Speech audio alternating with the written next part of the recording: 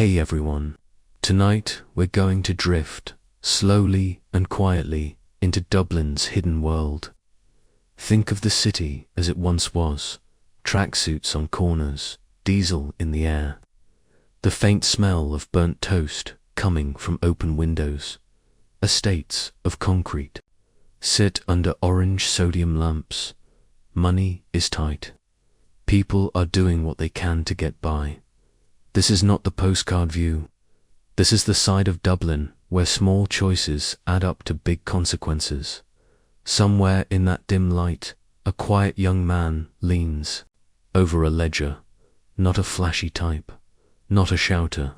His name is Christy Kinahan.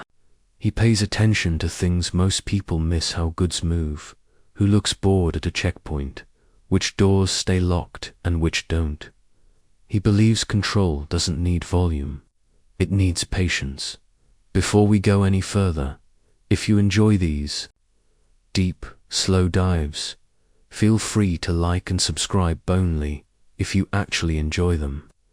Drop your location and your local time in the comments. It's always great to see where and when you listen. Now, lower the lights, switch on a fan for a soft hum if you have one, settle in, and let's take this journey together. The year is 1980.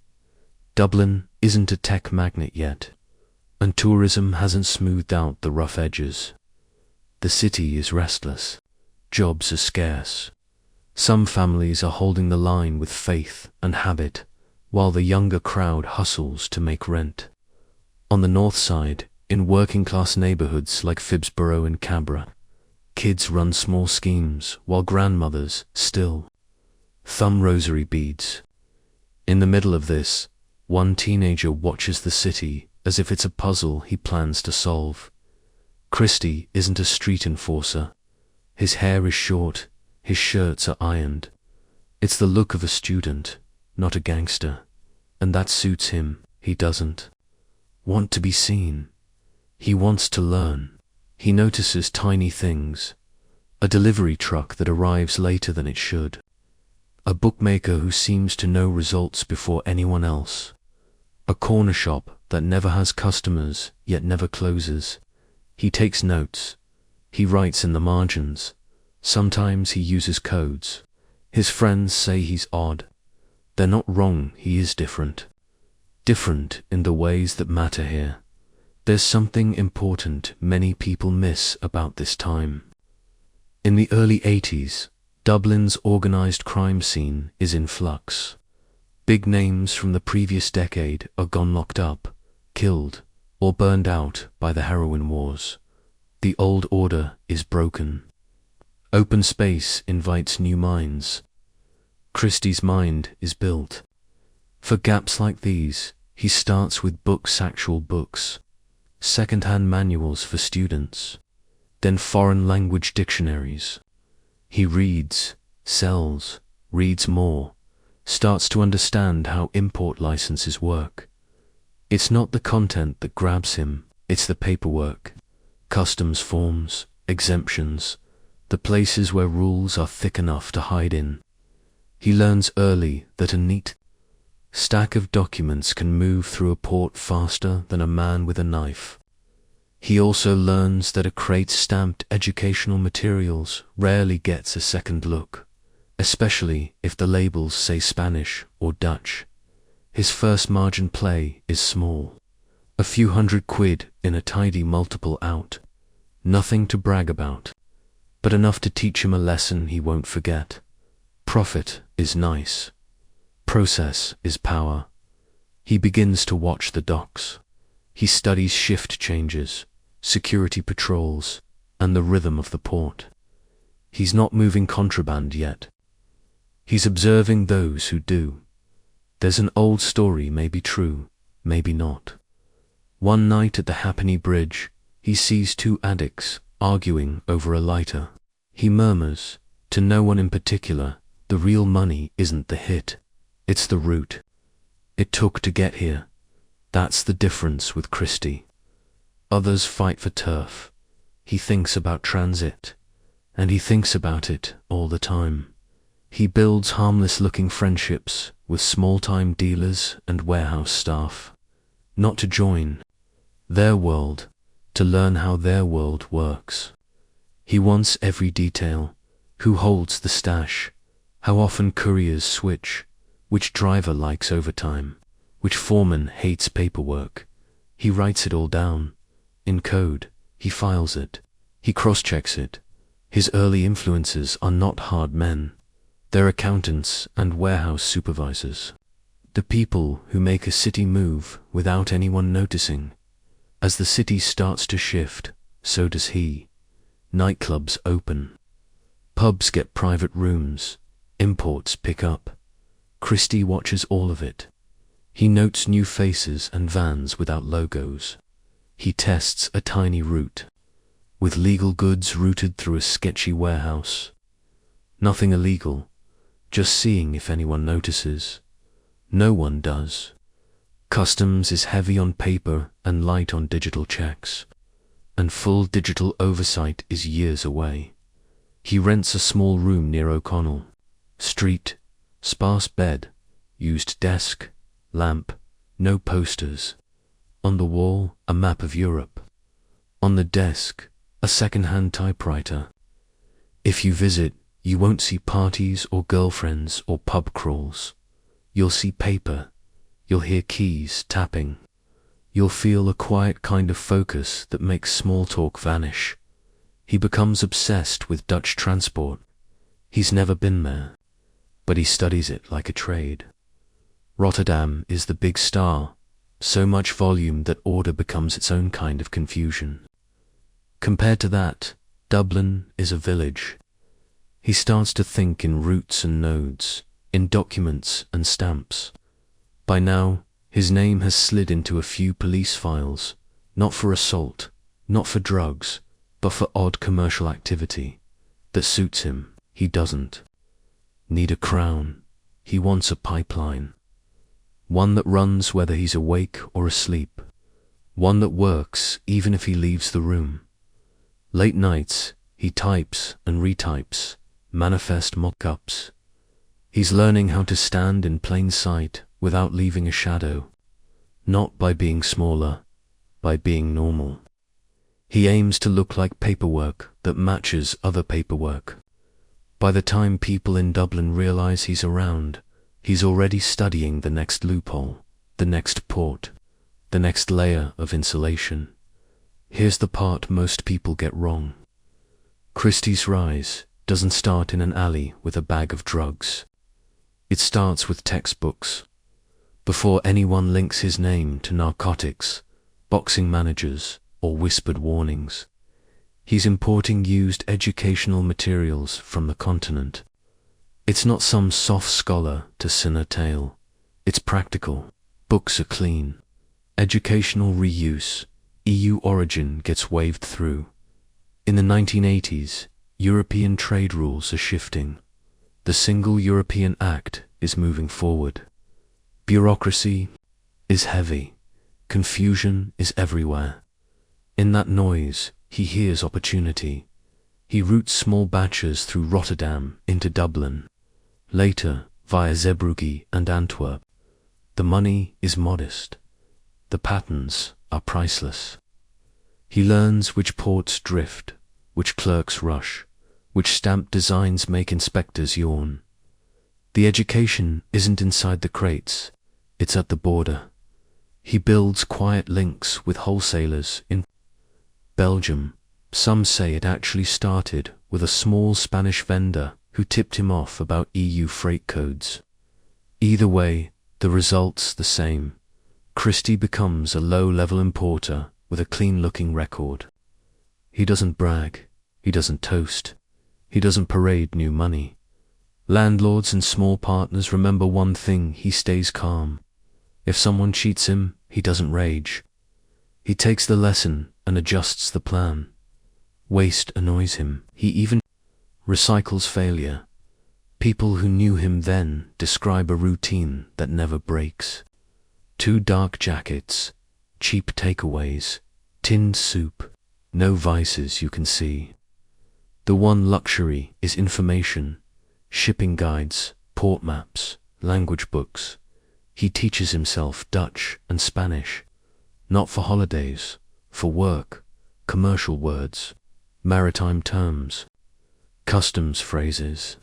He writes them down in notebooks he guards more closely than cash. There's another story. During a minor inspection, he speaks enough Dutch to persuade a clerk to skip a second scan. The clerk forgets to log the decision. The crate has textbooks on top and something else beneath, maybe nothing, maybe hash. Either way, the box passes. Christy remembers the exact steps that made that happen. People like to call him Ireland's version of a loud cartel boss. Maybe that's the wrong image. Maybe he's something colder, someone who treats crime like logistics consulting. As his profits grow, he doesn't splurge.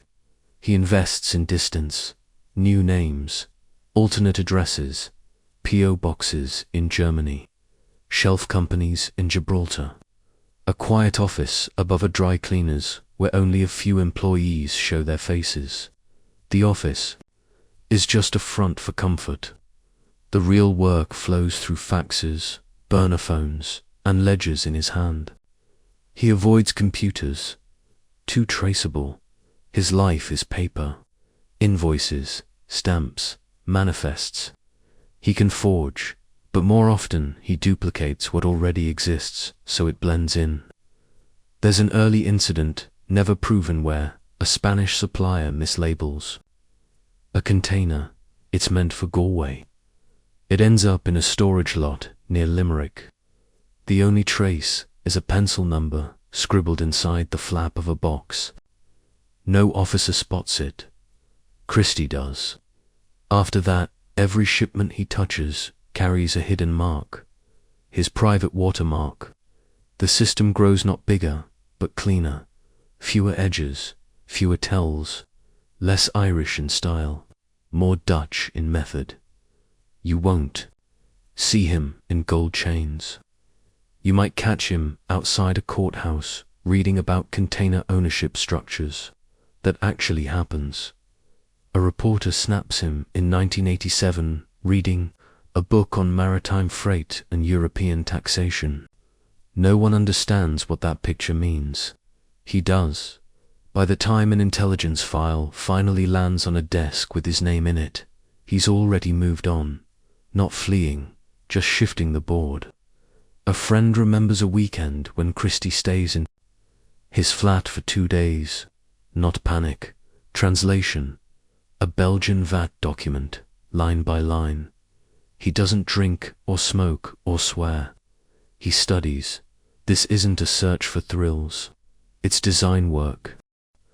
By the late 80s, the regular shipments grow just enough to create a tremor of attention. The Criminal Assets Bureau doesn't exist yet, but revenue officers start whispering about an odd pattern. A name seen in paperwork under sloppy variations Kinahan, spelled wrong in some files because someone heard it secondhand. By then, Christy has 3 legal aliases, all clean, all registered, each tied to a different P.O. box in a different country. One alias even files a tax return in Luxembourg. It's audited and passed. Calling him careful understates it. It's like calling chess moving pieces. As 1989 approaches, Dublin grows tense again.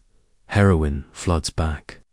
Younger dealers want quick ladders to fast money. Christy wants none of that. He wants roots. He isn't dreaming of alleys. He's imagining corridors. Quiet paths from southern Spain to Irish soil with no Irish names attached. And, yes, the crates of used books still show up on time. Some men rise by noise. Christy Kinahan rises by whispers in Phibsborough. In the early 1990s, nothing looks glamorous. Takeaway counters, betting slips, pubs that haven't changed wallpaper since the 70s. Locals sit in the same seats their fathers used. If you listen closely, though, conversations shift. Under talk of politics and GAA scores, a name drifts into the background like cigarette smoke. Christy. People aren't scared, they're curious. The quiet lad with the books now gets mentioned by men who drive carefully and wear watches.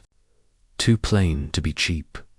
At McGowan's off the main road, an old man says, "That fella's clever.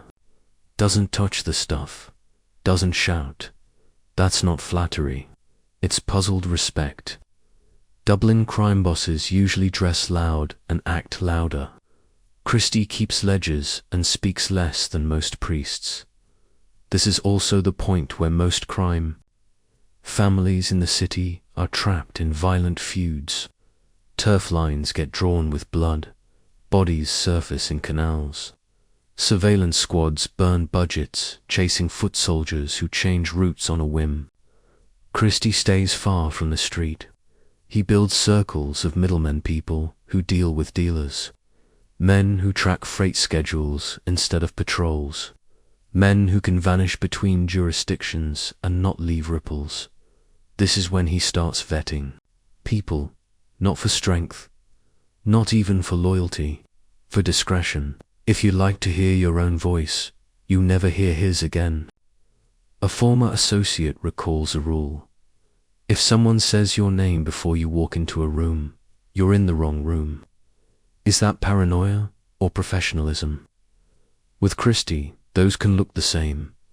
People say his coldness makes him dangerous. Maybe what makes him dangerous is that he expects silence from others as strictly as he practices it himself. He starts showing up at cafes where port clerks and small importers meet. Nothing fancy. Coffee, simple breakfast. Cargo talk. One tale has him sitting 3 tables away from a customs officer for 6 mornings straight. Not to bribe him, but to learn his routine. He adds layers every week. A courier who doesn't know who signs the payment. A company with no obvious director. An invoice that, if checked, looks boring in exactly the right ways. Law enforcement starts seeing a shape. Product arrives. No one knows from where. The usual suspects are clean. Informants repeat the same line. It's not him bringing it. It's someone working for someone who might be working for him. He becomes the maybe in every report. In 1991, he attends a wake for an old schoolmate. A guard later says he walked in calm and still, like a man measuring a room. That same night, 2 dealers go missing. Not dead, gone. No notes, no bodies. That's the pattern. No signature moves. No calling cards. Only a steady retreat from anything traceable. He keeps a flat above a butcher in Drum. Sparse again, on one wall, shipping routes with thumbtacks. Yarn runs from Spain to Ireland through odd stops. Algarve, Jersey, Cherbourg. He studies offshore banking laws, using library cards under borrowed names. He isn't hiding from police. He's hiding from predictability. There's another twist worth noting. Christy doesn't like drugs. Not as a user. Not even in principle. One old contact remembers him saying, "It's not about heroin. It's about the gaps it creates. Gaps make room for systems." He doesn't build around product. He builds around weakness, around predictable schedules, around sleepy offices. At 4 p.m., around language quirks that turn a question into a stamp. In one story, ever confirmed, he redirects a rival's shipment by sending a better offer to the freight firm. No threats, no guns, just a cleaner invoice and a private courier. By 1992, people stop asking, "Where is he?" They ask, "How is he everywhere?" He doesn't move in plain sight. He moves under it. Rumors say he sleeps 4 hours a night and eats the same breakfast, plain toast and black coffees, so his habits don't leave tracks. No one can agree if he's married. Some swear he is. Others say he keeps to himself. No proof either way. Meanwhile, his name turns up in places it shouldn't. Ferry terminals, customs lines, money transfer counters, not as a suspect, as a template. Do it like Kinahan, someone says. He's never the one holding the bag. Even his handwriting becomes a topic. Small and sharp, like it hides something in the margins. And the margins are where he builds. He's not just playing chess. He's sketching the board. When the arrest finally comes, it's not loud, it's paperwork. Early 90s, he's picked up for financial fraud. Press reports call it low-level misconduct, which is a lazy way of saying they don't understand. It's shell companies, false names, managed invoices, no blood. A judge calls it elaborate and oddly bloodless. A guard mutters it's like trying to handcuff fog. At that time, Irish prisons are full of petty criminals, addicts, burglars, small-time pushers. White-collar fraud is rare enough to feel like a novelty. Christy reads, he doesn't fight. He doesn't join any faction. He studies. Mountjoy Prison isn't a college, but he treats it like one. Legal journals, language drills, business structures scribbled on tea carton backs. Inmates joke he's the only man who comes in with little muscle and leaves with more spreadsheets. Prison isn't dead time, it's research. He listens for logistics, talent drivers, smugglers, people with family lines in Spain, the Netherlands, Morocco. He listens more than he speaks. That's been true since the start. Rumor has it he even runs a small test inside. A packet of coffee moves from one block to another through 5 intermediaries. No one knows who it's for. He's not chasing profit. He's testing how many hands something can pass through without pointing back. His letters to the outside stay vague. No details. Notes like, we should expand the language scope on our materials, or rotation will keep things fresh. To most, that's nothing.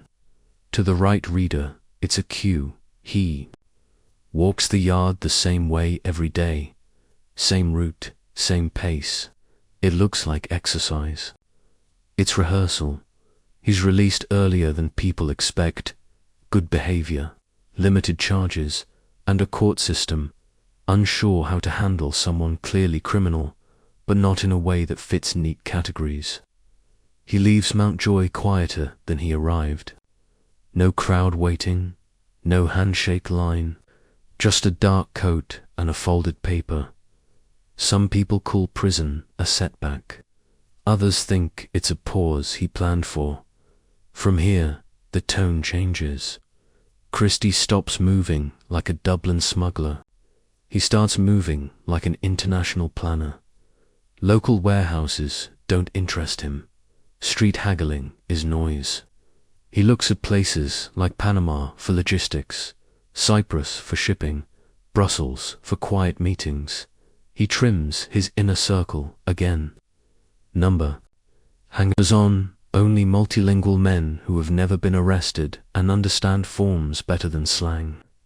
One was an accountant at a major Irish supermarket chain. Another had a background in ferry operations between North Africa and Europe. They aren't picked for muscle. They're picked for systems people who can read a timetable and see 10 ways through it. In late 94, there's an unconfirmed meeting in a Brussels hotel with a Dutch broker. They talk about pineapples and shipping delays. Nothing's inside the fruit. Not yet. It's rehearsal. They're testing who notices what, who asks which questions, which clerk looks up, which clerk stamps without looking. From here, he starts laying foundations for what others will later call the Kinahan Cartel. Inside, they never use that word. Names attract headlines. Headlines attract heat. He builds distribution hubs, not crews. Document processors, not runners. The boring words keep you safe. What's closest to him now are laws. He studies extradition treaties. He maps which countries don't hand over suspects for financial crimes. He flags places with friendly banking regulations. He plans his future around the absence of threats, not the presence of power. He also reshapes the image. He doesn't want to look like a gangster. He wants to look like a businessman who prefers quiet villas, steady routines, and bank accounts that don't make a sound. There's a rumor of a brief exchange with a man tied to the Ndrangheta. If it happened, the Italian later said, he doesn't build families, he builds silence. Each year, his footprint shrinks while his influence grows. He trains people. Through layered instructions, an invoice is a lesson. A delivery route is a test. Then he disappears again, not from the world, just from Dublin. He's taken everything Ireland can offer without extra risk. He buys a one-way ticket, not to glamour, to quiet Spain. By the late 90s, Marbella is a magnet for money that dislikes questions. Retired footballers, lottery winners, men who never explain what they do. Christy fits in. No flashy cars, no parties. A rented villa on a hill, curtains drawn by sundown. His Spanish is shaky at first. Some say he's fluent in 6 months. Others say he was fluent before landing. Either way, soon he's talking with real estate agents, notaries, and bank staff about fees, structures, and privacy. There's a wider truth about this time. Southern Spain becomes a favorite for laundering. Laws are soft. Banks are curious. Enough to open accounts, but not curious enough to pry. Property is easy to buy through shelves. Locals call the coast playful names like Costa del Crime. Police look at loud types first. Quiet men slip by. Christie's opportunity isn't risk, it's density. So many shadows in one place that another one doesn't stand out. He blends into a crowd of ghosts. The people closest to him aren't defense lawyers. They're corporate lawyers on scooters in small offices near the beach, who speak in clauses. He asks about offshore accounts. He asks how to own a house without owning it. He forms companies that are legal on paper and well documented. The problem is never the company. It's the question of what it actually does. Some list import-export. Some say consulting. They pay taxes. They file forms. They don't talk. He also uses multiple identities. Not fake passports.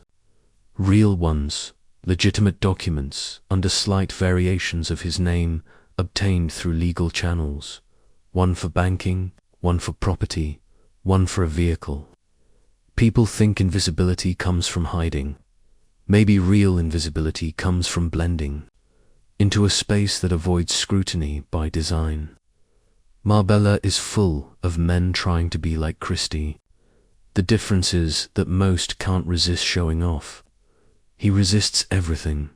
No watches, no rings. If a yacht exists, no one sees him on it. His influence starts to ripple. Shipments get bigger. Paths get longer. Instead of a clean line from A to B, he draws zigzags. Colombia to the Canary Islands, then Belgium, then Spain, then Ireland. Each step has a different face, a different company, a different language. If one thread snaps, the web still holds. He builds a culture, not conquest continuity. He doesn't want to win. He wants the game to continue quietly. In Marbella, he buys a modest place through a shell. Not beachfront, not gated, just safe. He forms courier chains where no one knows more than one link. Meetings happen in car parks, cafes, and and train stations. No briefcases packed with cash, just plain exchanges of folded paper, a small device. A short nod, rumor says. He once paid someone to carry a single USB stick from Dublin to Barcelona, not for the contents, to count how many cameras the courier would pass. The point wasn't the message, it was the test. Recruits get measured by listeningskills.com and the ability to vanish when told. One test gives the wrong train time, to see who adapts without complaint. Complainers are cut. He avoids anyone who wants fame. He walks away from people who drink too much, talk too loud, or arrive late. His organization uses manners as a tool. A Spanish contact says, "He turned me down and thanked me. Polite. Then I never heard from him again." He draws closer to players from the Netherlands, the Balkans, and South America. He doesn't dominate them. He coordinates. He becomes the thread between them. Across Europe, others start copying his style. Split chains, clean hands, deniable links. Imitation helps him. If everyone does it, no one stands out. By the early 2000s, what he's built doesn't look like a classic cartel. No central warehouse. No boss holding court in a big chair. It looks like a supply chain tucked inside legal trade. His legend grows, not from what he flaunts, but from what he refuses to do. No media, no outbursts, no trademarks. He rotates between Spain, the Netherlands, and Belgium, never long enough to form a groove, long enough to open an account, shake a hand, sign a paper. The thing closest to him now is distance practical, not emotional. Key moves. Rest on layers. He isn't at the port. He isn't at the drop. He isn't at the handover. He designs the path, then steps back. This is when drugs enter in full. Not small hash runs. Big numbers, industrial shipments. Cocaine by the ton. A broader fact sits behind this. Demand in Europe spikes in the 2000s, especially in the UK and Ireland. Latin American suppliers, long focused on the US, turn toward Europe. They need infrastructure. They need quiet hands. Christy offers both. He links Dutch ports, Antwerp warehouses, Moroccan middlemen, and cautious meetings in Madrid offices. His name becomes shorthand for efficiency. If his network touches a cargo, it tends to arrive. It tends to stay untouched. It tends to leave. No trail back to a room with his face in it. He keeps the network so compartmentalized that even people doing the work can't see the whole. If you're holding a box in Brussels, you don't know where it came from. You only know where it goes next. The person who told you won't pick up after tonight. Tabloids later toss around the term Kinahan Cartel, like it popped up overnight. That's not how this grew. By the time newspapers gave it a brand, he had already spent a decade reshaping the way crime slid through Europe. He never names anything. He lets things grow nameless through legal loopholes and jurisdiction gaps. He diversifies on paper. A company touches vehicle logistics. Another lists tourism. They file taxes. They skip websites. The real focus isn't a logo. It's the numbers, ledgers, fuel usage, fleet records, flight manifests. Every line of data is a stitch in a quilt you can't see. Then he pushes education inside the network. Drivers and couriers get language lessons.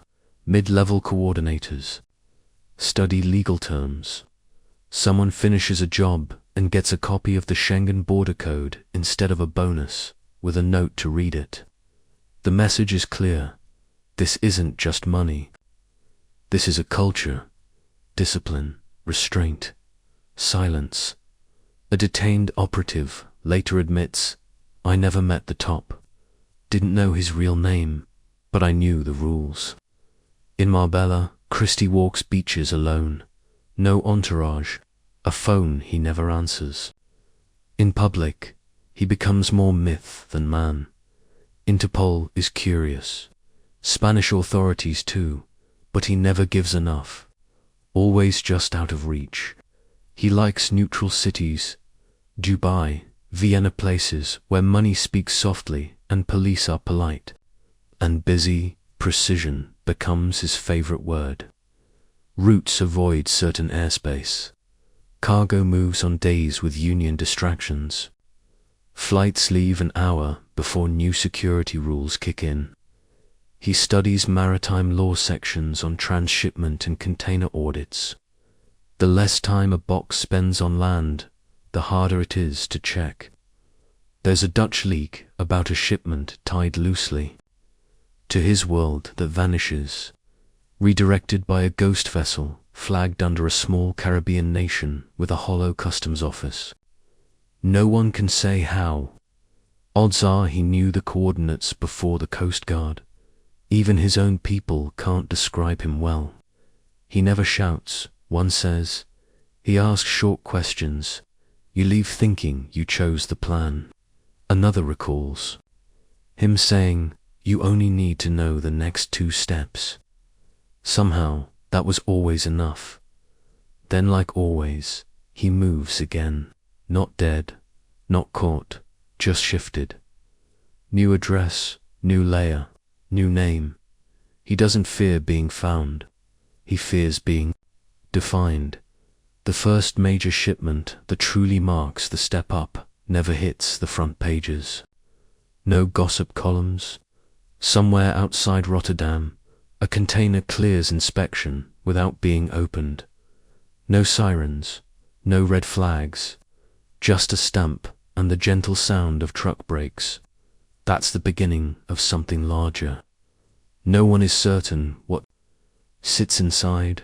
Some say hash, others say cocaine. Everyone agrees it's big enough to mean a line has been crossed. He isn't dabbling anymore. He's scaling. Here's the larger fact that makes this possible. In the early 2000s, European ports processed millions of containers each year. Most are never opened. Authorities can't inspect everything. Smugglers survive on that overload. Christy thrives in it. What's closest to him now is forms and patterns. He doesn't have to hold anything. He only has to design how it moves, how it looks on paper, and how it escapes a second glance. And that's where we pause for tonight. You've seen the ground. He walked 1980 Dublin's grey streets, the early loops through Rotterdam, Zeebrugge and Antwerp, the quiet flat near O'Connell Street, the photo in 1987, the shift around 1989, the wake in 1991, the questions in 1992, the spell in Mountjoy, the quiet villas of Marbella, the routes that bend so nothing looks straight. You've seen how a man can build power with patience, paperwork, and silence. In the next part of this story, we'll stay with those same threads and pick up at that cleared container outside Rotterdam. How the pattern grows, how the layers thicken, and how the system he built learns to protect itself even when he steps away. For now, close your eyes. Let the hum of the fan be the docks at night. Let the city drift by, and let the details settle. The year was the early 1990s, and Christy Kinahan had just stepped out of prison. For most men, release meant freedom, a chance to put the past behind them and rebuild their lives. But for Christy, prison had been more than punishment.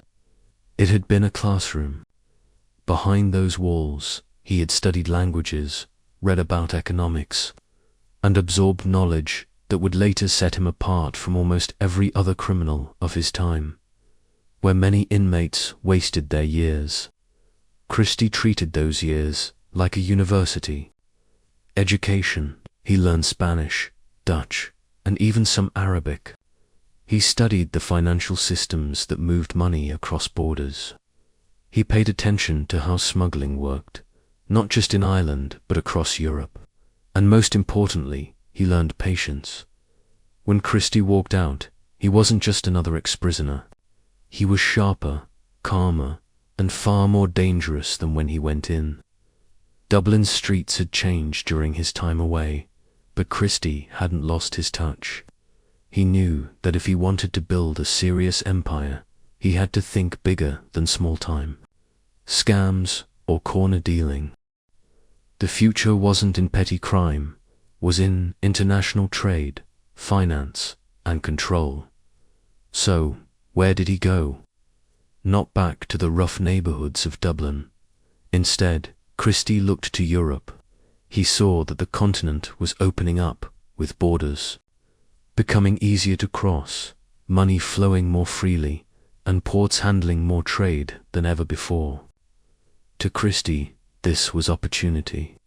He understood that the cocaine trade was exploding, and if he positioned himself correctly, he could become one of the main players supplying Europe by the mid-1990s.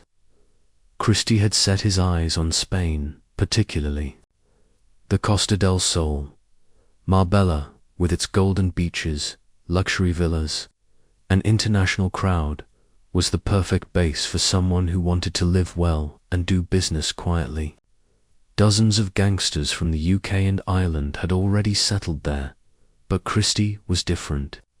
While others flashed their wealth and played the role of the loud gangster, Christy preferred to stay in the shadows. He lived comfortably, but not extravagantly. He dressed neatly, but not loudly. He avoided the nightclubs where other gangsters made themselves targets. Instead, he spent his time building networks, forming connections, and quietly growing his influence. His neighbors might have thought he was just another Irish businessman enjoying the sun.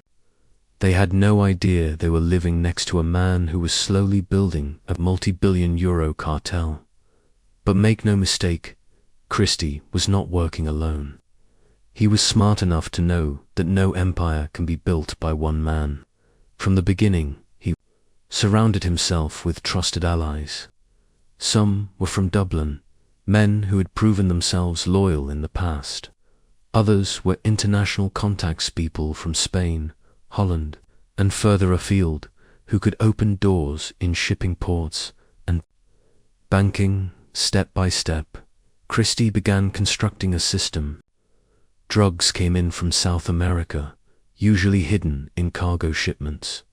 Sometimes it was fruit, other times it was timber or machinery.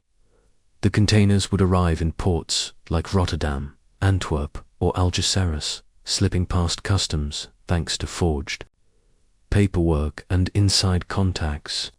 From there, the product flowed into Ireland, the UK, and across mainland Europe. It was a risky game, but Christy reduced his risks with clever planning. He never touched the product himself. He rarely spoke directly to the men who handled shipments. Instead, he put layers between himself and the operation. Couriers, middlemen, and lower-level managers carried the weight of the danger. If one was caught, the chain above remained safe. This structure kept Christy insulated from law enforcement. Meanwhile, he was mastering another art: money laundering. Christy knew that drugs could bring cash fast, but dirty money was a problem. You couldn't walk into a bank with millions in street cash and expect no questions. So, Christy invested. He bought and sold properties. He opened companies. He moved money through accounts in different countries. Every time the money changed hands, it became harder to trace. By the time investigators tried to follow the trail, it looked like legitimate profit from business ventures. For Christy, money wasn't just about luxury, it was about power. Clean money could buy lawyers, protect families, and open doors in places where criminals weren't supposed to walk. Clean money made him respectable, and respectability was part of Christy's long game. But beneath that polished surface, the darker side of his empire was growing. Cocaine was flooding Dublin in ways the city had never seen before. In the 1980s, heroin had devastated entire communities. By the 1990s and early 2000s, cocaine had taken its place as the drug of choice. Middle-class users, club-goers, and even professionals were buying it. And behind much of that supply was Christy's network. At the same time, violence was rising in Dublin. Younger gangs, hungry for power, were battling for control of neighborhoods. Shootings became more common, and the drug trade fueled much of it. Christy himself stayed away from direct involvement in street feuds, but his name was always there in the background. His cartel supplied the very product that gangs were fighting over.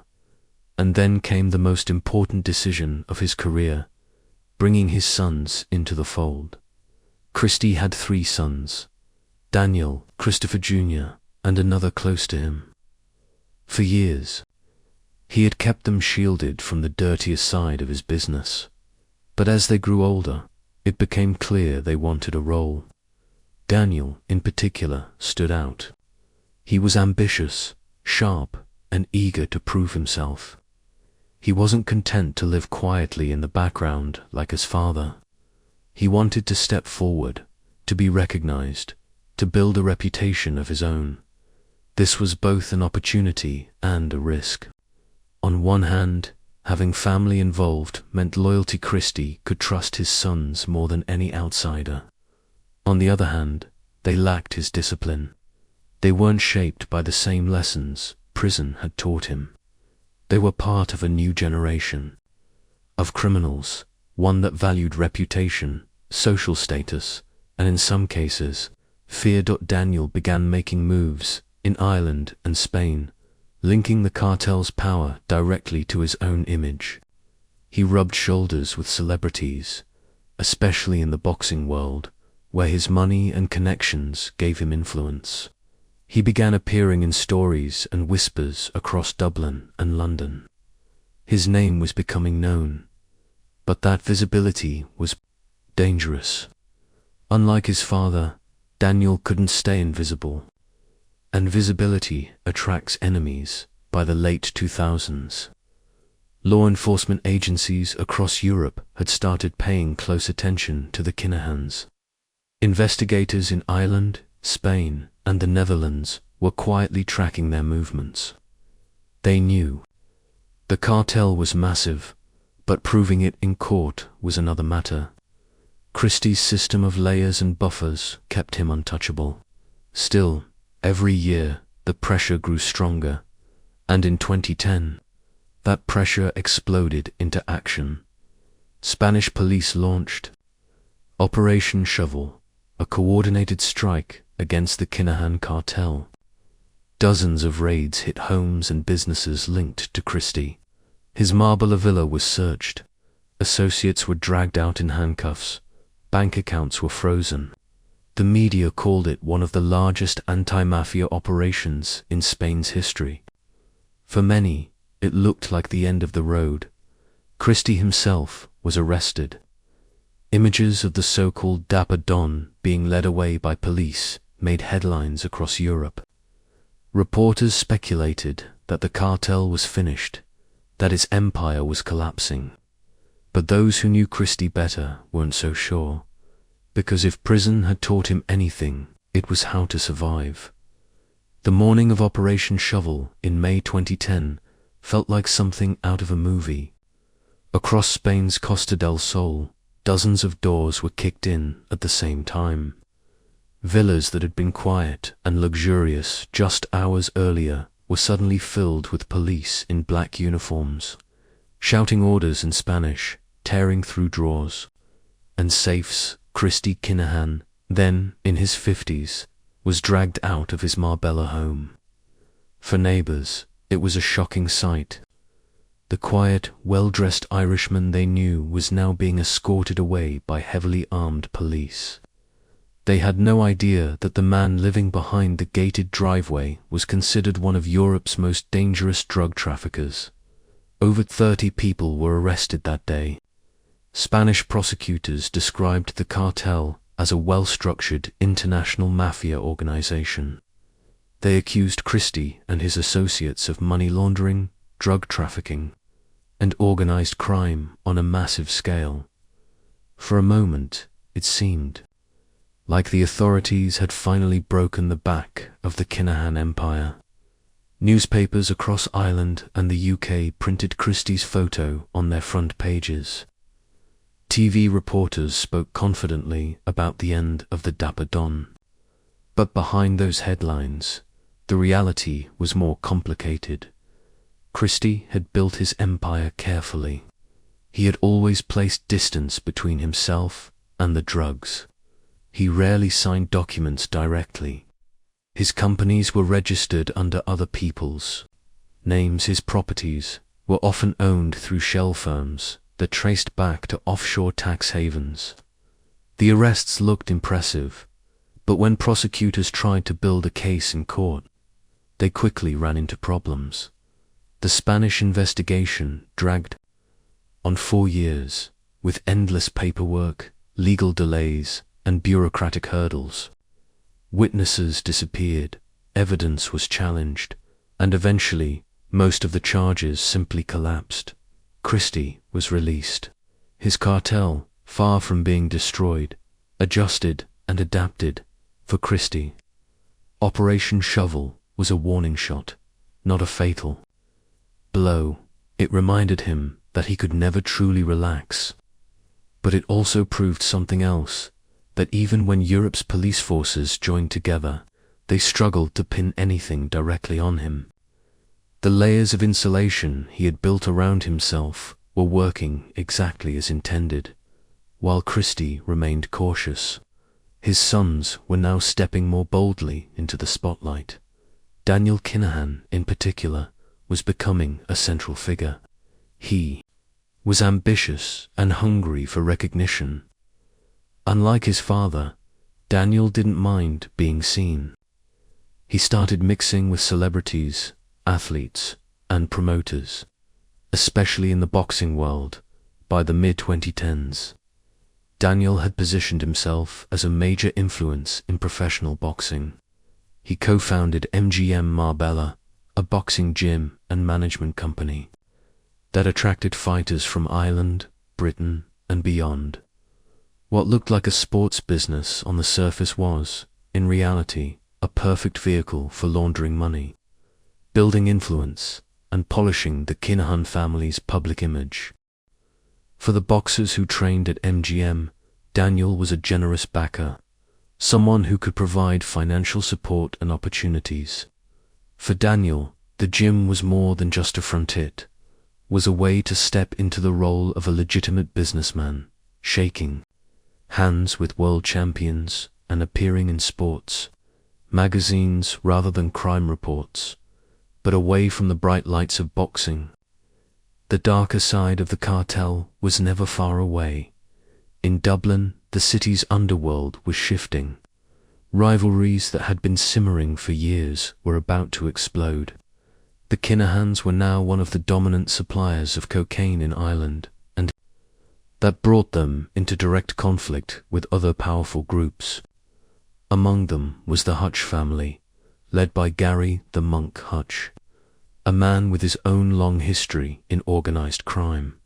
For years, there had been uneasy peace between the Kinahans and the Hutches. They operated in overlapping spaces, sometimes cooperating, sometimes staying out of each other's way. But as Daniel began asserting himself more aggressively, the balance broke. Tensions turned to violence in 2015, when a Kinahan associate named Gary, Hutch, ironically a member of the Hutch family but loyal to Daniel, was shot dead in Spain. His killing was linked to an internal dispute over money and loyalty within the cartel. The Hutches believed Daniel had ordered it, and from that point on, the feud escalated into one of the bloodiest gang wars Ireland had ever seen. The violence reached its peak on February 5, 2016, at Dublin's Regency Hotel. That evening, a boxing was taking place, with fighters, trainers, and fans packed inside. Daniel Kinahan was believed to be attending, and the event was full of people connected to the boxing world. But what was supposed to be a sporting event turned into a massacre. Midway through the win, a van pulled up outside the hotel. Armed men dressed as Gardaí. The Irish police stormed the building, carrying AK-47 rifles. Panic erupted as they opened fire. David Byrne, a close associate of the Kinahans, was shot dead at the scene. Dozens of others scrambled for cover, diving under tables and running for exits. The attackers had one main target, Daniel Kinahan, but he managed to escape unharmed. The Regency shooting shocked Ireland. Video clips of the chaos spread quickly across social media. For many ordinary people, it was the first time they truly saw the scale of the violence linked to the drug trade. The image of fake police officers carrying military-style rifles into a public hotel sent a chilling message. Dublin's gangland war had gone far beyond back-alley shootings. From that day, the feud between the Kinahans and the Hutches became all-out war. Dozens of killings followed in the years after, with hitmen striking in Dublin, Spain, and even the UK. Gunmen shot rivals in cars, outside gyms, and in broad daylight on busy streets. The Garda launched Operation Hybrid, a massive crackdown on both gangs, deploying hundreds of officers, armed checkpoints, and surveillance units. But despite arrests and seizures, the killings continued. For Christy, now older and more withdrawn, the war was a disaster. He had built his empire on staying quiet, staying invisible, avoiding unnecessary attention. Now, his family name was splashed across headlines almost daily. His son Daniel was at the center of Ireland's most violent gang feud in decades, and the police on both sides of the Irish Sea were under pressure like never before to bring the Kinahans down. Yet even in the middle of bloodshed, Daniel's influence in boxing kept growing. Fighters and promoters still shook his hand, even as newspapers labeled him a cartel boss. For Daniel, boxing wasn't just business, it was a shield, a way to claim legitimacy, while his enemies painted him as a gangster. But the walls were closing in, the Regency. Hotel attack was more than just a gangland shooting. It was a turning point. In one violent night, the carefully built image of Daniel Kinahan as a businessman and boxing promoter shattered. The entire world now knew his name, not from glossy sports magazines, but from front-page crime headlines.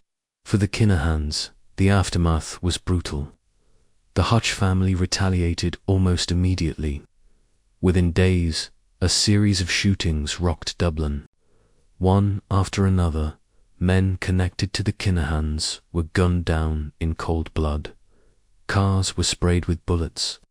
Victims were ambushed outside homes and workplaces. No one close to the cartel felt safe. The Gardaí counted more than 18 murders directly linked to the feud over the following years. Ordinary Dubliners began living in fear, not just those in the criminal underworld. Innocent bystanders worried about being caught in the crossfire. Politicians faced mounting pressure to act, and the Irish police force threw unprecedented resources into the fight.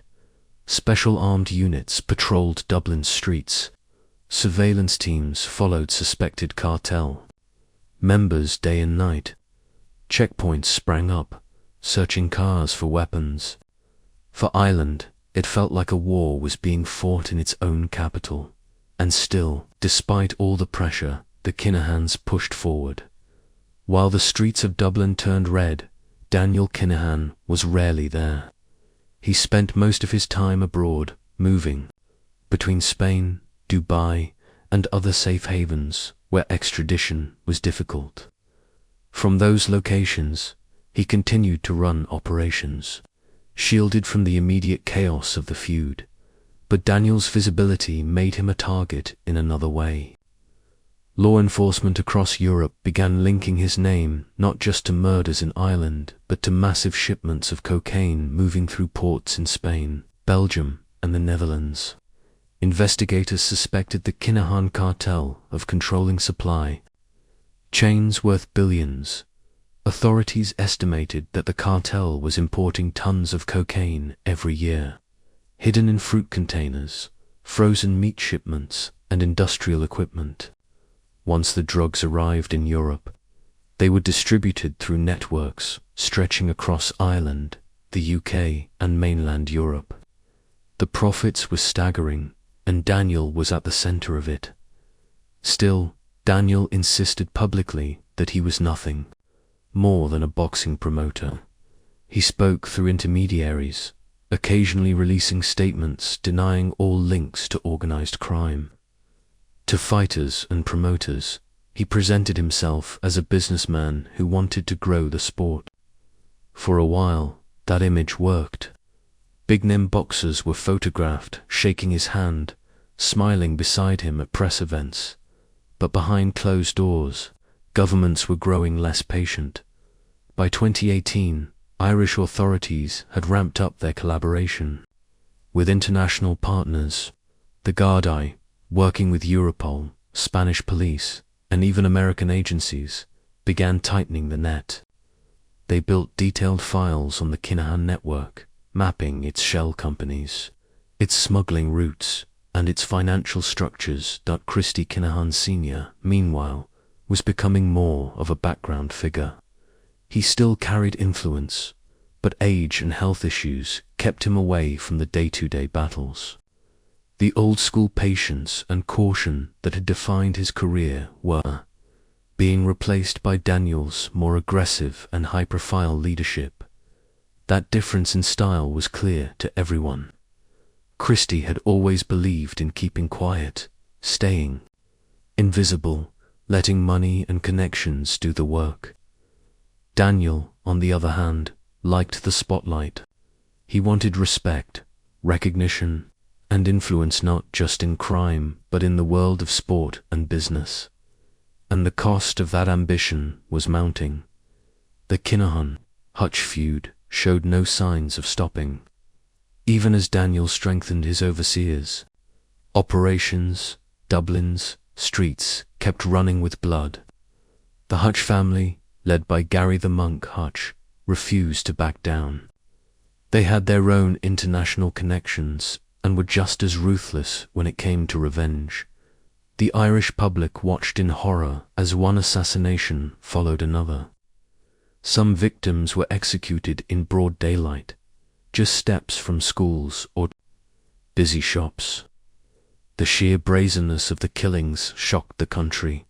For law enforcement, the war offered one advantage: it exposed just how powerful the Kinahans really were. Each new murder added pressure to build a stronger case against them. Each retaliatory strike made it harder for the Kinahans to maintain the illusion of being businessmen or sports promoters. And then came a blow that Daniel hadn't expected: the backlash in the boxing world. For years, Daniel had used boxing to launder his reputation. But after the Regency shooting, journalists began digging deeper into his role. Fighters were asked tough questions about their ties to him. Promoters faced criticism for working with someone accused of running one of Europe's biggest cartels. The turning point came in 2020, when Daniel tried to step into the global spotlight. He was named as an advisor in negotiations for a massive heavyweight fight between Tyson Fury and Anthony Joshua, of the biggest names in boxing. For Daniel, it was supposed to be his crowning moment, the proof that he was more than a gangster. Instead, It backfired. The announcement sparked outrage. Politicians, journalists, and anti-crime activists condemned the idea of a cartel boss being allowed to play such a major role in professional sports. Governments openly criticized it. Even the Irish Prime Minister at the time made a statement, denouncing Daniel's involvement. Within days, Daniel's name was scrubbed from the deal. Boxing promoters distanced themselves. Publicly, no one wanted to be associated with him anymore. Behind the scenes, though Daniel's money and influence still carried weight, fighters who had trained under his management remained loyal. But the global spotlight had once again exposed him, and this time, the exposure came at a dangerous cost. Because while Daniel was busy chasing legitimacy through boxing, law enforcement in Europe and the United States were preparing something much bigger. They weren't just building cases against his associates anymore. They were coming directly for the Kinahan leadership itself. By the early 2020s, the Kinahan Cartel was facing more heat than ever before.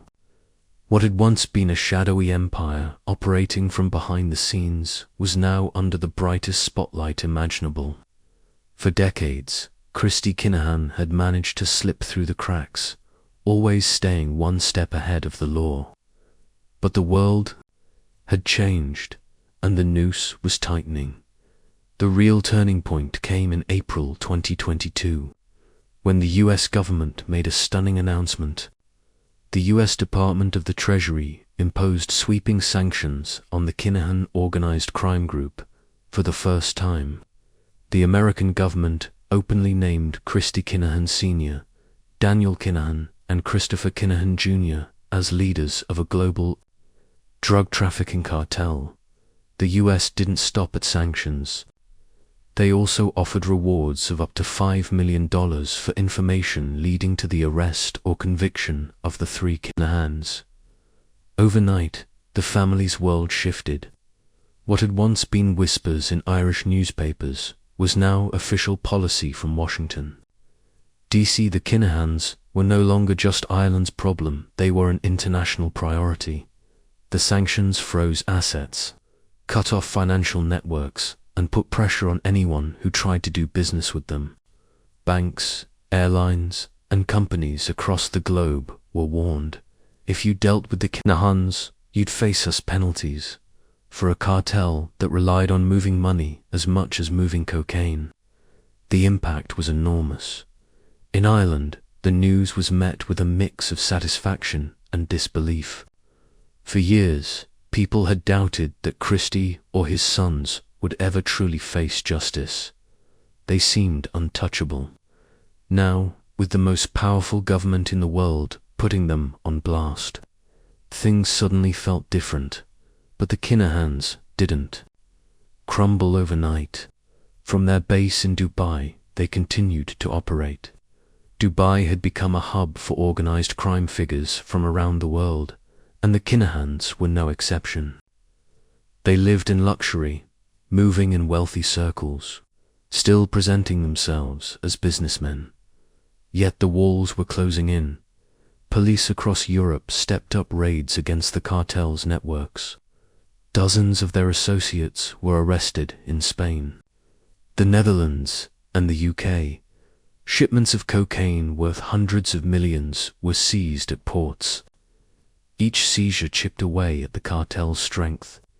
Each arrest brought investigators closer to the inner circle. And all the while, the blood feud with the Hutch family cast a long shadow. Though Gary the monk Hutch was eventually tried and acquitted for his alleged role in the Regency Hotel attack, the damage had been done. The feud had already claimed 18 lives, scarred Dublin's reputation, and placed the Kinahan name permanently at the top of Ireland's most wanted list. For Christy Sr., the twilight years looked very different from what he had imagined. He had once dreamed of turning the cartel into a sophisticated global network, hidden behind layers of respectability and legitimate business fronts. Instead, His sons, especially Daniel, had dragged the family name into constant public scandal. Christopher, Jr., the quieter of the two brothers, played more of a background role, often focusing on logistics and finances. But even he was sanctioned alongside his father and brother, lumped into the same category, international crime bosses. Daniel, meanwhile, struggled to hold on to the image he had worked so hard to build. His ties to boxing, once a shield, became a liability. Fighters were warned not to associate with him. Promoters faced pressure from governments and sporting authorities. What had once been his great escape route now threatened to collapse entirely. And yet, despite all this, the Kinahans remained. Their network was battered, their reputation was toxic, and their days of openly mixing with celebrities were gone, but the core of their empire still existed. Even under heavy sanctions, money still moved, drugs still flowed, and loyalists still carried out orders. For law enforcement, this was both a success and a frustration. They had managed to strip away the glamour, expose the truth, and force the Kinahans into the shadows. But they hadn't yet managed to put them in handcuffs. Christy, Daniel, and Christopher were still free men, moving carefully in places where extradition was complex and politics offered protection. And that is where the story rests for now. The tale of the Kinahan Cartel isn't finished. It's a story of ambition and blood, of a man who rose from Dublin streets to command an empire, and of sons who carried his name into a new era, defined as much by chaos as by power. It's the story of how crime can seep into every corner of society, from quiet suburban homes to the glittering world of professional sports, from dark alleys in Dublin to sunlit villas in Marbella and skyscrapers in Dubai. But it's also the story of consequences. For every empire built on drugs and violence, there comes a reckoning. Sometimes it's slow, sometimes it's sudden, but it always comes. And for the Kinahans, the reckoning is closer now than it has ever been. As you drift deeper into sleep, imagine the quiet after the storm. The villas in Spain, once full of laughter and money, now watched carefully by police. The glittering boxing gyms, their walls still echoing with the sound of punches, now marked with suspicion. The streets of Dublin, still carrying the scars of years of war. The empire still stands, but it is weaker, more fragile, more exposed, and the question that lingers is simple: how long can it last? The story of the Kinahan Cartel is one of ambition, greed, and ruthless violence. To truly understand how they became one of the most feared criminal organizations in Europe, we need to look at the family at its center, Christy Kinahan, and his sons, Daniel and Christopher Jr. Christy Sr. wasn't always the man newspapers would one day call the Dapper Don. He started out like many others in Dublin's working-class neighborhoods. In the 1970s and early 1980s, the city was struggling. Unemployment was high, heroin was beginning to flood the streets, and poverty left many young men searching for any way to get ahead. Christy saw opportunities where others only saw struggle. He began with small-time scams, forging checks, running cons, and dipping into petty fraud. But unlike many others, Christy had patience. He wasn't a thug who just relied on fists and intimidation. He was sharp, methodical, and willing to study the systems he wanted to exploit. It didn't take long for him to get noticed by the police. By the early 1980s, Christy had been arrested several times, but each arrest seemed only to make him smarter. Instead of being scared straight, he treated prison like a classroom. Behind bars, He studied economics, languages, and even computer systems. Some reports say he came out speaking multiple languages fluently and with a deep understanding of international banking and trade. This was unusual for a Dublin gangster. Most street criminals weren't thinking about offshore accounts or global smuggling routes, but Christy was different. He was already imagining how to turn crime into an empire. By the 1990s, Christy had shifted away from street-level scams and into the world of drug trafficking. He began moving large shipments of heroin and cannabis into Ireland, taking advantage of contacts in Spain, the Netherlands, and the UK. This was the beginning of what would later become the Kinahan Cartel. At the same time, he started building a network that was more sophisticated than anything Ireland had seen before. Instead of just hiring local thugs, he forged connections with international gang Spanish traffickers, Dutch suppliers, and even organized crime figures in Africa and South America. This was the foundation of his empire. Not just violence, but relationships. Christy wasn't flashy. He didn't want to be known as a street boss. He wanted to be seen as a businessman. He dressed well, bought property abroad, and set up shell companies to hide his money. While many Irish gangsters ended up dead or in prison, Christy was laying the groundwork for something much bigger. But Christy couldn't build it alone. As he got older, his sons Daniel and Christopher Jr. became key players. Daniel, in particular, stood out. From a young age, he was drawn to the lifestyle: fast cars, boxing gyms, designer clothes, and the respect that came with being feared. Unlike his father, Daniel liked the spotlight. He wanted recognition, power, and status. By the early 2000s, Daniel was already establishing himself as more than just Christy's son. He was building his own reputation in Dublin, often surrounded by loyal friends who would later become soldiers in the cartel. Christopher Jr., by contrast, was quieter. He worked more behind the scenes, often handling logistics and finances. Where Daniel wanted attention, Christopher preferred to stay in the shadows. Together, the two brothers would play very different roles in the empire their father had created. The turning point came when Christy decided to move the family's base of operations to Spain. In places like Marbella and the Costa del Sol, Christy found exactly what he was looking for: a hub where criminals from all over Europe gathered. A place with sunshine, luxury villas, and most importantly less police attention than in Ireland. From there, he could oversee shipments moving through the Mediterranean while his sons expanded their influence. But as the Kinahans grew stronger, they also made enemies. One of the most dangerous rivalries they ever faced was with the Hutch family, another powerful Dublin clan. The Hutches had their own reputation: tough, connected, and willing to fight back.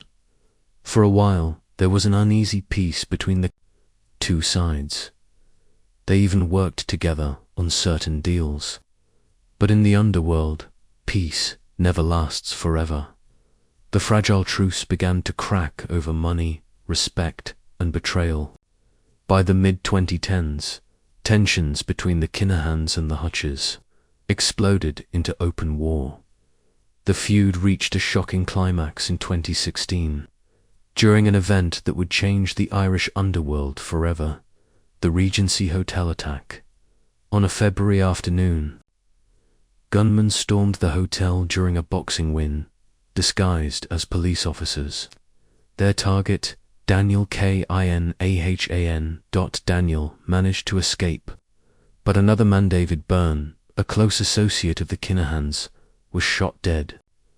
The attack was a direct message from the Hutch family, and it triggered one of the bloodiest gangland wars in Irish history. Over the next few years, Dublin was shaken by a wave of violence. more than 18 people would be murdered in killings. Some were shot in cars, others ambushed outside their homes. The feud left ordinary citizens living in fear, and it forced the Irish government to dedicate massive resources to stopping the bloodshed. For the Kinahans, the feud was costly, but it also solidified their reputation.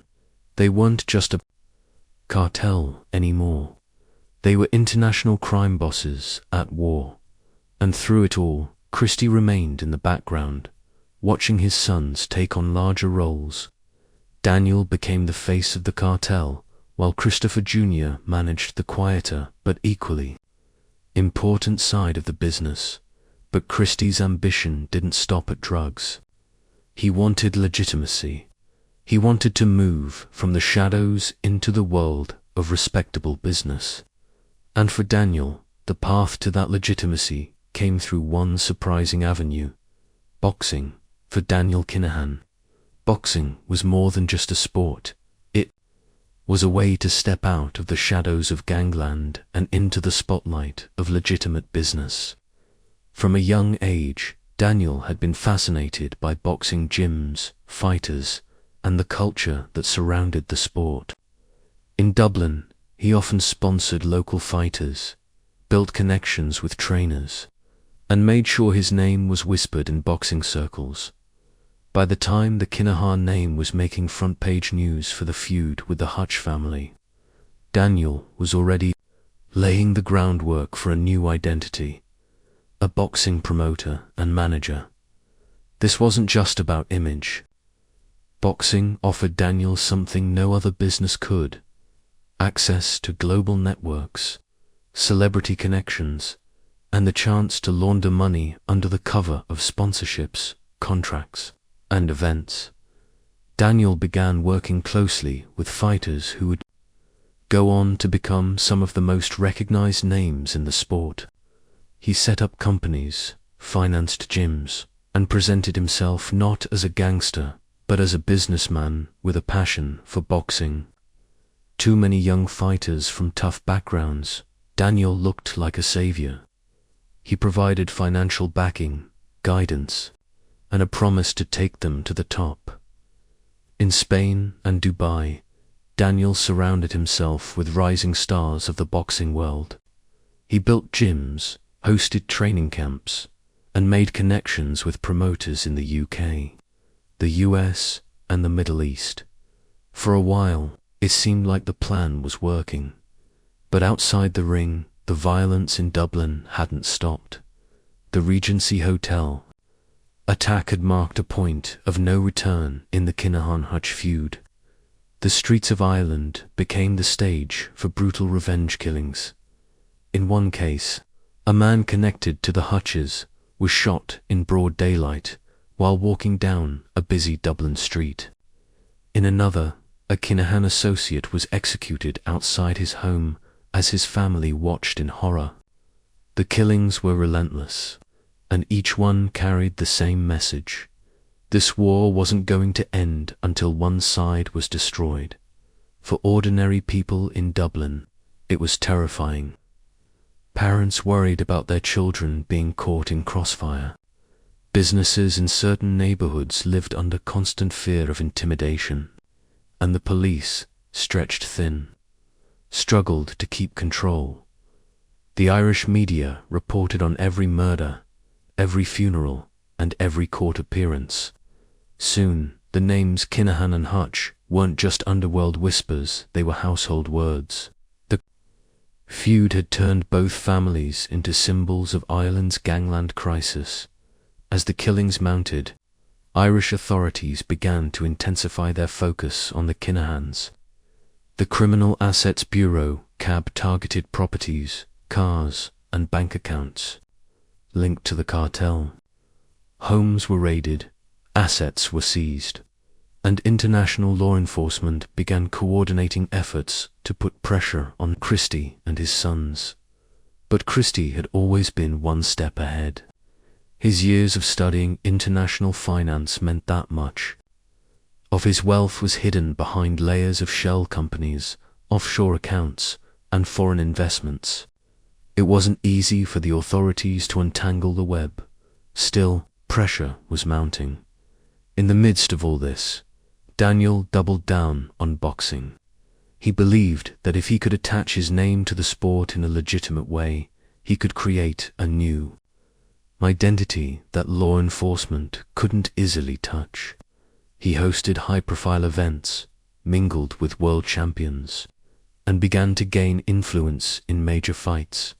At one point, Daniel was even publicly thanked by Tyson Fury, one of the biggest names in boxing, for helping to arrange a heavyweight fight. The shout-out caused a storm in Ireland and the UK. Newspapers exploded with headlines questioning why one of the most famous boxers in the world was associating with a man known as the head of a cartel. For Daniel, this was both a victory and a curse. On one hand, it proved how far he had come. He was no longer just Christy's son or a gangster from Dublin. He was someone who could shape the future of global boxing. On the other hand, it shone a spotlight on him at the worst possible time. Law enforcement agencies who had already been watching the Kinahans suddenly had even more reason to dig deeper. Behind the glamour of boxing and the luxury villas in Spain and Dubai, the reality was darker. The cartel was still making millions. From drugs, shipments of cocaine were moving through Europe, hidden in shipping containers, cars, and even inside commercial products. The Kinahans were expanding their connections with suppliers in South America, ensuring a steady flow of product into Europe's booming market. The scale of the operation was staggering. Multi-ton shipments, worth hundreds of millions, were being coordinated through ports in Belgium, the Netherlands, and Spain. Each successful delivery added to the cartel's fortune, but each also increased the risk of exposure, and exposure was coming by the late 2010s. International agencies, including Europol, the DEA, and Spanish law enforcement, were sharing intelligence on the Kinahan. They were building a case that would paint the family not just as Irish gangsters, but as a global organized crime group. The Irish government was also under increasing pressure. The public wanted answers, and politicians couldn't ignore the bloodshed any longer. The Kinahan-Hutch feud had made it impossible for officials to downplay the threat. Still, the Kinahans weren't showing signs of slowing down. Christy remained mostly in the shadows, his influence felt but rarely seen.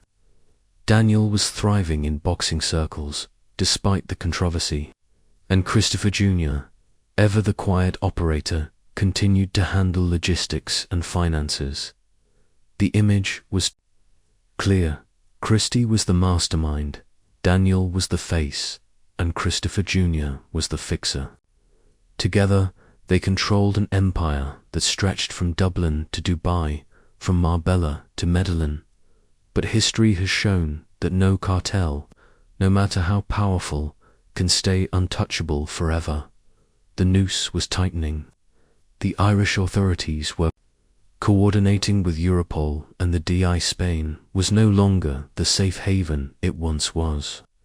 And even in Dubai, whispers of investigations and diplomatic pressure began to surface. The question wasn't whether the Kinahans would face justice. The question was when and how hard they would fall. As the 2010s rolled on, the Kinahans had grown into more than just an Irish gang. They were now seen as an international cartel, operating on a scale that rivaled some of the biggest crime syndicates in Europe. But with power came scrutiny, and by now the eyes of the world's law enforcement agencies were firmly locked on Christy, Daniel, and Christopher Jr. In 2017, European authorities intercepted one of the largest cocaine shipments linked to the Kinahans, hidden inside fruit shipments. The drugs were valued at hundreds of millions of euros.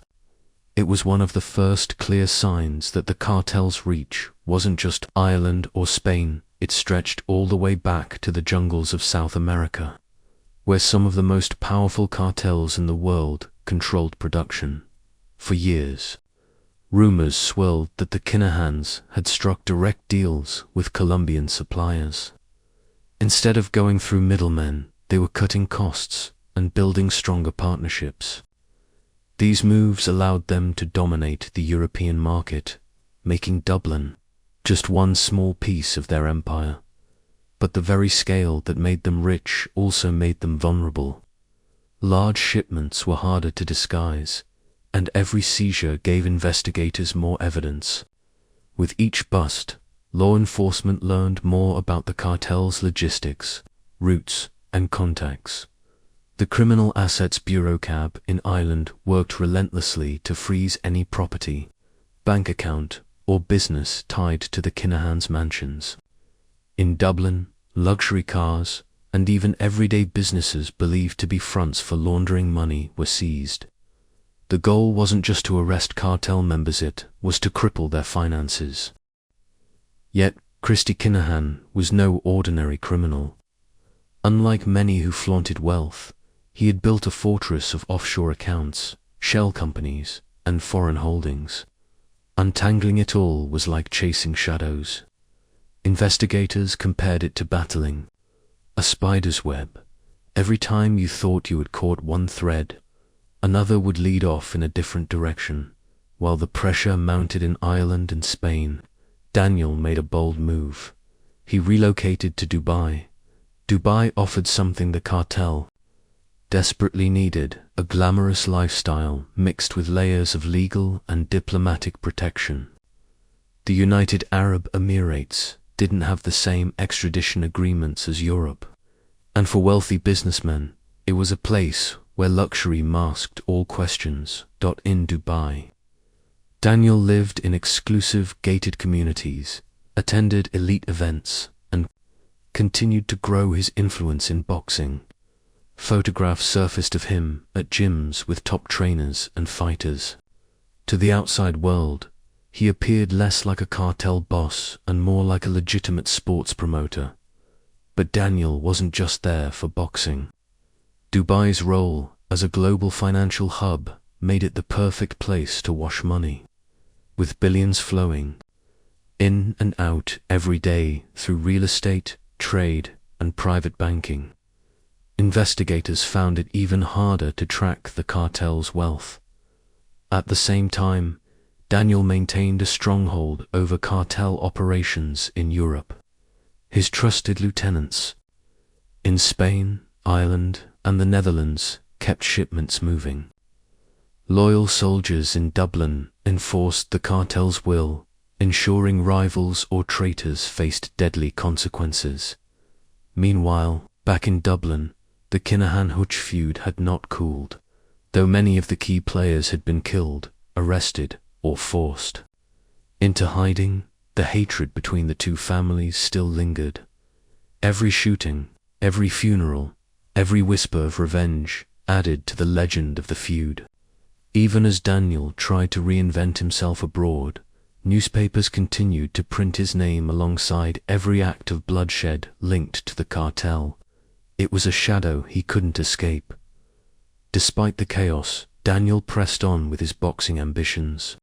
He co-founded MTK Global, a management company that quickly became one of the most influential in the sport. MTK signed dozens of fighters, many from Ireland and the UK, but also rising stars from the US and beyond. For fighters, MTK offered opportunities they couldn't get elsewhere: financial support, world-class training camps, and connections to big fights. To Daniel, it was a chance to reshape his reputation entirely. If he could become known worldwide as a boxing promoter, maybe the cartel boss label would fade. For a while, it worked. MTK grew rapidly, arranging some of the biggest fights in recent years. The company became a major force in the boxing industry. Behind the scenes, though, critics argued that MTK was also a perfect front for laundering cartel profits. Sponsorships, ticket sales, Pay-per-view money, all of it could be filtered through the sport. The real controversy came when Tyson Fury, the heavyweight champion, openly thanked Daniel Kinahan for brokering a major fight. For Irish and British authorities, this was proof that Daniel wasn't just lurking in the background, he was actively shaping global boxing. Public outcry followed. Politicians demanded investigations. Promoters scrambled to distance themselves. For many fans, the revelation was shocking. How could a man so closely tied to gangland violence be steering the sport's future? By now, the Kinahans were no longer just Ireland's problem. US law enforcement had taken notice. Reports emerged linking the cartel to multi-billion euro shipments of cocaine, stretching from South America to Europe, Africa, and the Middle East. In 2022, the United States government took the unprecedented step of publicly naming the Kinahan Cartel as a major international organized crime group. The US Treasury imposed sanctions on Christy, Daniel, and Christopher Jr., freezing any assets under American jurisdiction. Even more dramatic was the announcement of bounties up to $5 million for information leading to their capture. This was a turning point. Overnight, the Kinahans went from being shadowy figures in European gangland to global fugitives with prices on their heads. Their photographs were plastered across news sites worldwide, described in the same breath as mafia bosses and drug lords. For Daniel, it was a nightmare. Everything he had tried to build through boxing came crashing down. MTK Global collapsed under the weight of bad press and government pressure. Sponsors pulled out, fighters terminated contracts, and the company eventually shut its doors. Years of work to build legitimacy vanished almost overnight. As Daniel fought battles in the spotlight, Christy remained in the background. Older now, he was still believed to be directing strategy, ensuring the cartel adapted to changing conditions. Investigators described him as more of a chairman than an active boss. His knowledge of finance and global markets allowed the cartel to stay one step ahead. Even as authorities closed in, Christopher Jr. kept his role as the quieter brother, handling financial structures and international logistics. Unlike Daniel, he never courted publicity, but to investigators, he was just as dangerous because he kept the money moving. With sanctions, asset freezes, and global bounties, the cartel's empire began to shake. Some loyal associates distanced themselves, fearing arrest or financial ruin. Rival gangs sensed weakness and tested the cartel's control. But even with the walls closing in, the Kinahans didn't disappear. They adapted. They always had. And as long as money and drugs flowed through Europe, there were profits to be made. Still, many believe the cartel's glory days are behind them. The days of walking freely in Spain, hosting lavish boxing events, and building empires without interference are gone. Today, they live as hunted men, wealthy, powerful, but with fewer places left to hide.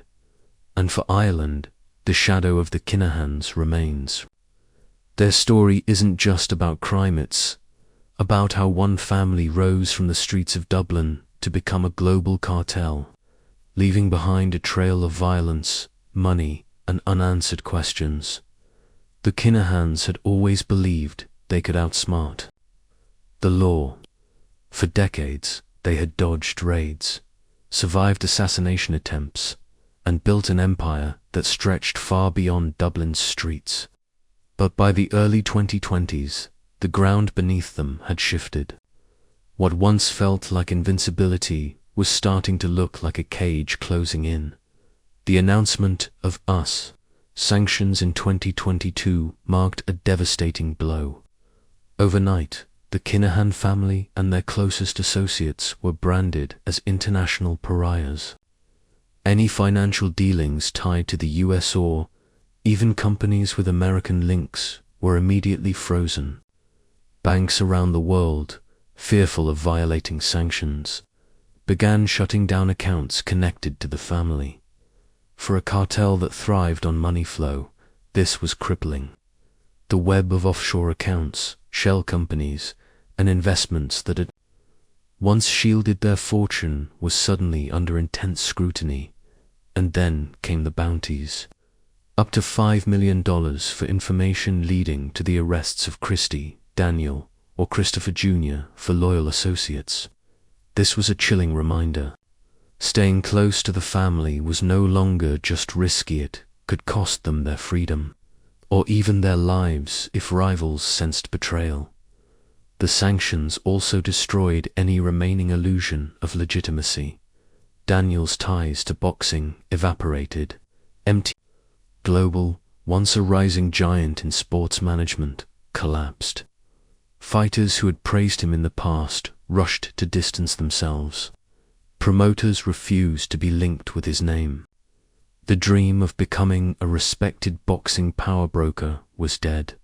With Europe and the US cracking down, the Kinahans leaned on Dubai as their final stronghold. Behind the walls of exclusive villas and luxury hotels, they tried to maintain the image of untouchable men, but even in Dubai, the pressure mounted. International diplomatic negotiations began pushing the UAE to take action. The once glamorous life in the Emirates grew smaller. Travel became risky. Friends and business partners turned cold. Every phone call, every financial transfer carried the risk of exposure. Christy, now aging and reportedly in poor health, kept an even lower profile. Associates described him as a ghost, still sharp, still feared, but rarely seen. Daniel remained the most visible, but every public appearance drew fresh headlines and speculation. Christopher Jr. continued his role as the quiet operator, but the days of invisible maneuvering were slipping away. While the Kinahans fought to hold their empire together, the human cost of their rise was still being felt in Ireland. The feud with the Hutch family had left more than 18 people dead. Families were shattered. Children grew up without fathers. Entire neighborhoods lived with the scars of a war that had spilled onto their doorsteps. Even today, Dubliners recall the fear of those years, the sound of gunshots, the sudden silences in pubs when certain names were mentioned, the heavy police presence that became a part of daily life. The Kinahans had not just made money, they had reshaped Ireland's underworld. They had set new standards for organization, for global reach, and for sheer brutality. And in doing so, they had left wounds that may never fully heal. For law enforcement, the Kinahan story became a case study. It showed how a family could grow from local criminals into a transnational cartel. It highlighted the challenges of fighting organized crime in an era of globalization, where money could move across borders with a few clicks, and fugitives could hide in countries beyond the easy reach of European warrants. But it also showed the limits of power. No matter how wealthy, no matter how feared, every empire has cracks. For the Kinahans, the cracks were arrogance, visibility, and the belief that they could blend crime with legitimacy forever. As of today, the Kinahans remain fugitives. They are believed to still reside in Dubai, though their movements are closely monitored. The US government has made clear that bringing them to justice is a priority, and Irish authorities continue to coordinate internationally. Associates who once swore loyalty are being arrested, one by one. Properties are being seized, drug routes are being disrupted. Every year, the cartel's network weakens further. But even weakened, the Kinahans remain dangerous. Cartels do not collapse overnight. They fracture, adapt, and sometimes return in new forms. Whether the Kinahans will meet their end in a courtroom, or whether they will simply fade into obscurity as aging fugitives, remains to be seen. The Kinahan Cartel's story is one of ambition, violence, and a relentless drive for power. It began in the working-class neighborhoods of Dublin, where Christy learned the tricks of the trade. It expanded into Spain, where the family tasted luxury and international influence, and it reached Dubai, where they attempted to rewrite their image under the guise of boxing and business. Along the way, lives were destroyed, billions of euros in drugs were trafficked, and law enforcement agencies across the globe were forced to adapt to the scale of the challenge. The Kinahans once believed they could live above the law, moving pieces on a global chessboard with no consequences. But history has caught up with them, whether through arrests, trials, or the slow erosion of their empire. The walls are closing in. For now, they remain free. But freedom is not the same as peace. They live as men on borrowed time, wealthy, yes, but hunted, isolated, and forever looking over their shoulders. And as Ireland, Europe, and the world move forward, the shadow of the Kinahan name lingers, reminder of how far crime can reach, and how heavy the cost always is in the end. Time moves on. Governments change their focus. Priorities shift. Cases are closed. New ones begin, and sometimes entire investigations are quietly filed away. Statutes run out, resources are redirected, and public attention drifts elsewhere. But through all of that, one thing remains steady. The ports keep running. Cargo continues to move across oceans. Handlers keep handling. The names may rotate, the companies may shuffle, and the structures may be updated. But the rhythm continues, and in that rhythm, Christy Kinahan still lingers. His name hasn't disappeared completely. Agencies like the D still mention him. Europol still lists him. But the way they talk about him has changed. It's no longer the language of urgency or accusations. It's the tone of inevitability. They don't speak of catching him tomorrow or next month. Instead, they talk about his presence as though it's built into the system itself. That inevitability is, in its own way, a form of victory. The world kept spinning, and Christy managed to weave himself into its fabric. He's no longer thought of as someone pulling strings. He is the string. What surrounds Christy now isn't the chaos of constant command. It's structure, it's sanctuary. Perhaps he sits somewhere, maybe in a quiet apartment or a villa by the sea, sipping coffee while wearing a robe, glancing at grainy news photos of a man who barely resembles him anymore. Maybe he sometimes opens an old encrypted laptop and watches the network's data move like a heartbeat. Or maybe he doesn't bother at all. Maybe he sleeps soundly while the machinery he designed runs without him. Containers keep shifting, currencies keep moving. Handlers keep working according to rules that don't even need to be written anymore. Somewhere, someone opens a ledger, nods, and makes a call, and it all looks perfectly ordinary, perfectly legal, perfectly forgettable, just as Christy always intended. By this stage in his life, Christy Kinahan has achieved something that almost no major criminal figure ever manages. He's disappeared, but without his empire collapsing. Most of the time, when a crime boss vanishes, the system falls apart. The money dries up, lieutenants fight for control, or law enforcement finally pounces. But not here. Christy's name has become shorthand for a very specific style of quiet, corporate crime. His shell companies, his courier chains, his faceless logistics structures, They're no longer just tools. They've become case studies. Universities teach criminology students about them. Governments write white papers analyzing them. Criminal engineers across the globe study and even admire them.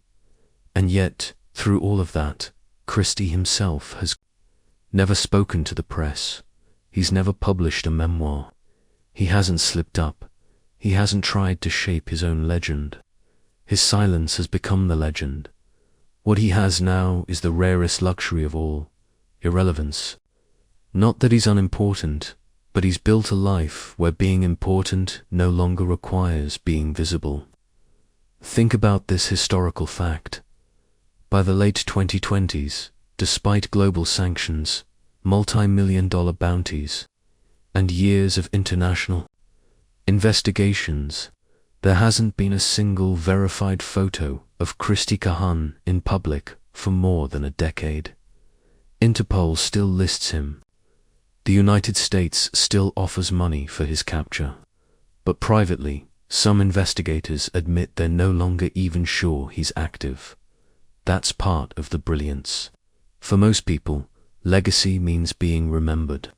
But maybe Christy built a different kind of legacy, one that survives because the man himself fades from memory, while the method he created continues to operate.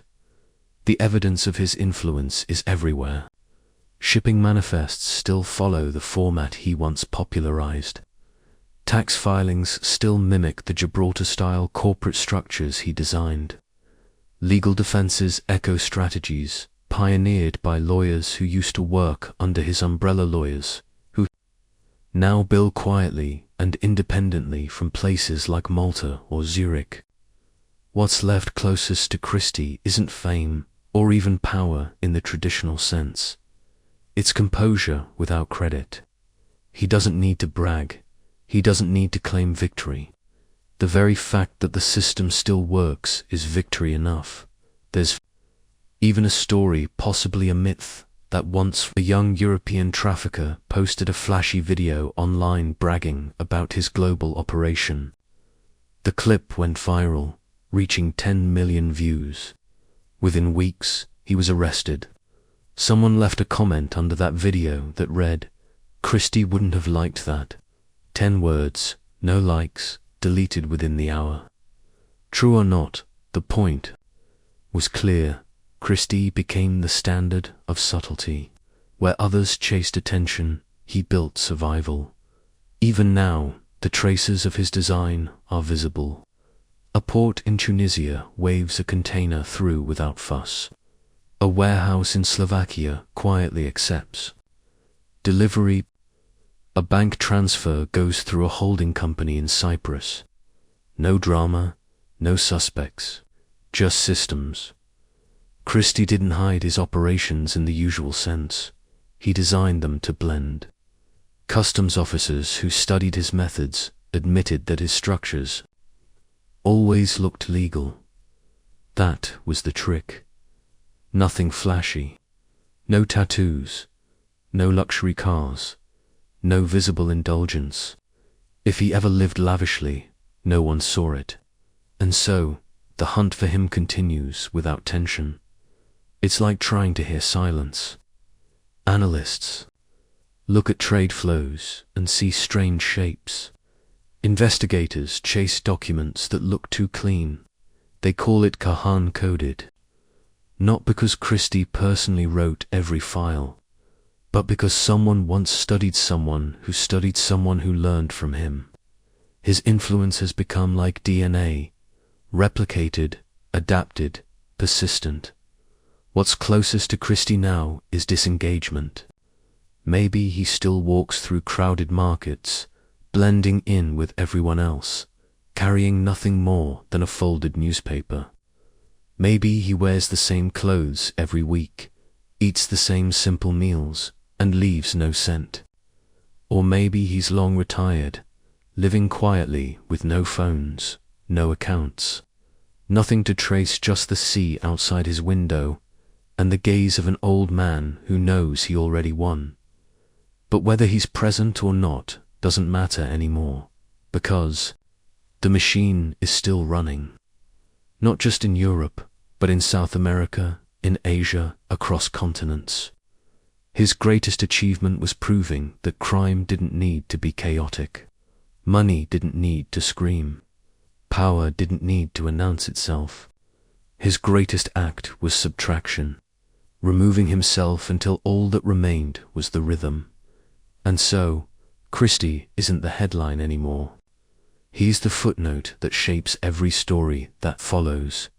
What was once a tightly controlled network has now become something broader, something almost abstract, a way of operating, a school of thought, a quiet template that rewards those who value survival more than swagger.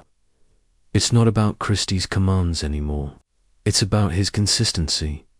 His fingerprints are no longer on the crates. His name isn't on the leases.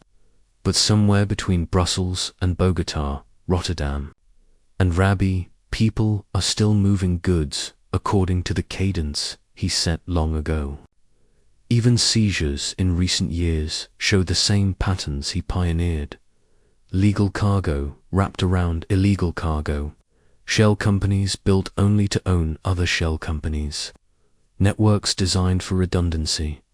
A European anti-narcotics chief once said, "We don't even ask who runs it anymore. We ask who's following the template."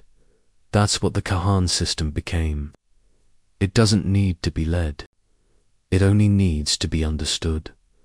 Most people assume that when a mastermind disappears, it's because of death, prison, or exile. But Christy may have added a fourth ending, disappearance, into continuity. His true victory may be that his absence performs the same job as his presence once did. Good night.